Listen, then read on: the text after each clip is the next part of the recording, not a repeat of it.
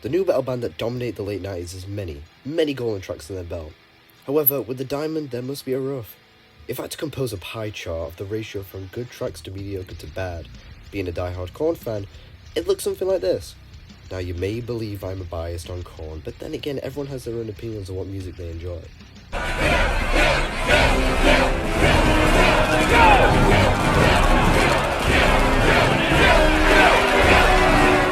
Max, look!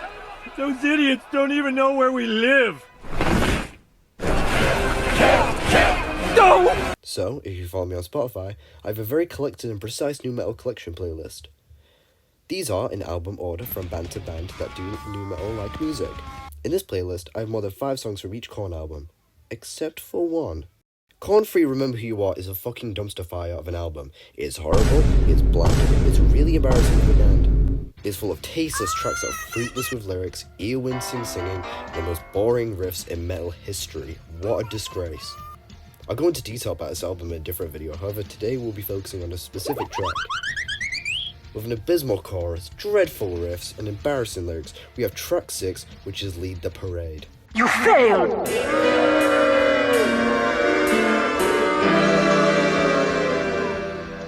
First off, I'd like to say that the opening to the song isn't the worst. However, the stylistic approach they took with the junkyard aesthetic of the album isn't appealing at all in my opinion.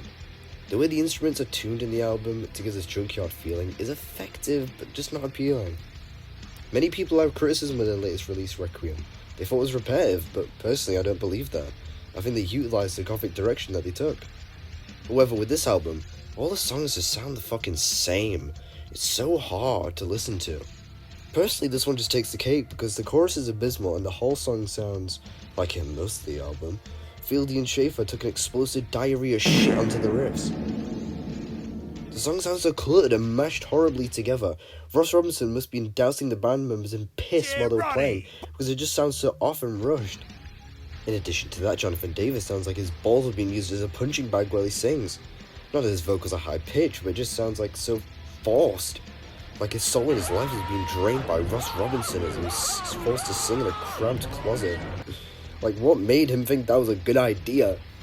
Like, inviting his fucking wife at the time, while Jonathan Davis sings about how terrible she is. Like, this fucking man is a sociopath. Here are some lyrics from the song that I believe sum up the entire track. Lost and alone, I'm hot as a stone. Like, what the fuck does that even mean? Is Jonathan Davis bricked up at the thought of sadness? Fuck, you know. I want to pass this test and complete my tormented life. Seriously, the rhythm is just non-existent at this point. The syllables don't even match up. This curse is my own, it follows me home. It's like a child that wants to play. Okay, I mean, I get what he's trying to say in the last line, however, it just has no correlation with the first 2 lines in a sense where it makes the metaphors match up. If he mentions some sort of reference of the curse invading his home on the 3rd line, then it would make perfect sense, but I don't know. It's just not an acceptable bar. Instead, he wrote that the curse is like a child that he wants to play with, but instead he wrote that the curse is like a child that wants to play, which I guessed is a contrast from the innocence to a child to the concept of some sort of curse. However, I just don't believe it works because you're not explaining or developing upon what makes the innocence of the child twisted. In songs such as Seed, Pretty, and Seen It All, the childhood elements in life are twisted in ways that reveal that despite the innocence of a child, horrible things still happen, and being a child can be haunting to one's existence later in life. This song could just not emulate that. This song could just not emulate that feeling that you get from the songs. It's just not as good at all. The bridge is ridiculous. It just turns the fucking song to like nonsense. It's just such a weird shift in tone. I don't understand what Davis is trying to show here. Manic, bipolar, delusion.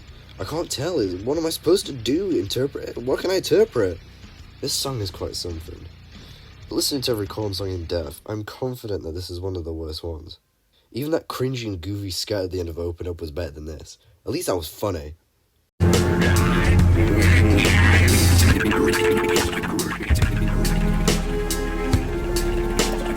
In conclusion, this song is ass and I wouldn't recommend it to anyone. I wouldn't even recommend the whole album. Shit. It's honestly so bad.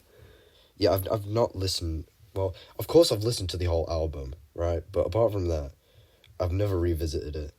And when I was doing research for this fucking video as well, I was thinking, holy shit, I know why I never revisited this album, because it's absolute shit. Like, even Saliva's better than this, right?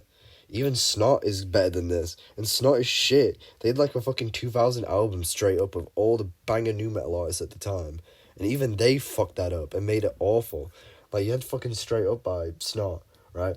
Corey Taylor, Fred Durst, fucking Sheena Marino, Jonathan Davis, right? It would be like the biggest new metal crossovers ever.